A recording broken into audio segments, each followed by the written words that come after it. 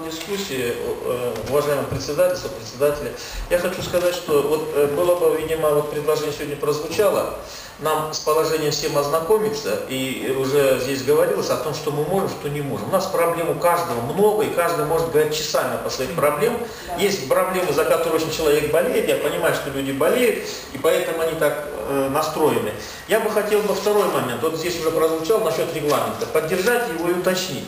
Вот мне предлагаю чисто для эффективности нашей работы, чтобы доклады заранее все-таки вот определялись, и они бы заранее предоставлялись, а выступали здесь только с тезисами, чтобы люди могли заранее ознакомиться и действительно что-то. И обязательно в докладах, мне кажется, должна быть не только постановка проблемы, но и пути решения, предложений, рекомендаций. И основное, мне кажется, наше обсуждение именно вот на последней части рекомендаций. Что одобряет наш совет, то должно пойти. Я согласен с мнением, вот, и говорилось о том, что он предлагал, не прошло. Я тоже много предлагаю, из 10 моих предложений проходит только одно. Но я считаю это нормальным явлением. Да?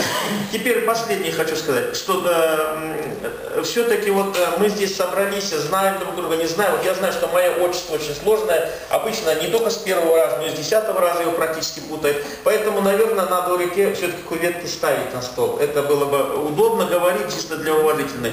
Значит, последний момент, который бы хотелось бы. Механизм для внесения предложений. По-видимому, мы должны, вот отдел Толкин здесь, мы должны заранее придавать, пусть она, вот давайте так договоримся, раз у нас демократия, вот каждый из нас может толком предложить, Орифлейм утверждает этот список, и он без купюр идет. Другой вопрос, вот мы смотрим, Орифлейм, скажем, отбирает, считает нужным, вот такие-то поставить на этот.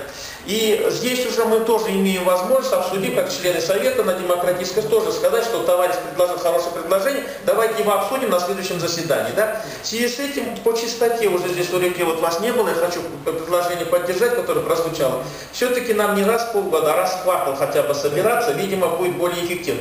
Но уже собираться с определенной повесткой. Дел у нас очень много, поэтому у меня предложение конкретное есть. Все здесь сидящие, пускай вот в течение, скажем, 2 недель, вот давайте срок поставим, потому что кто после 16 дней, значит, опоздал, его предложение не принимается.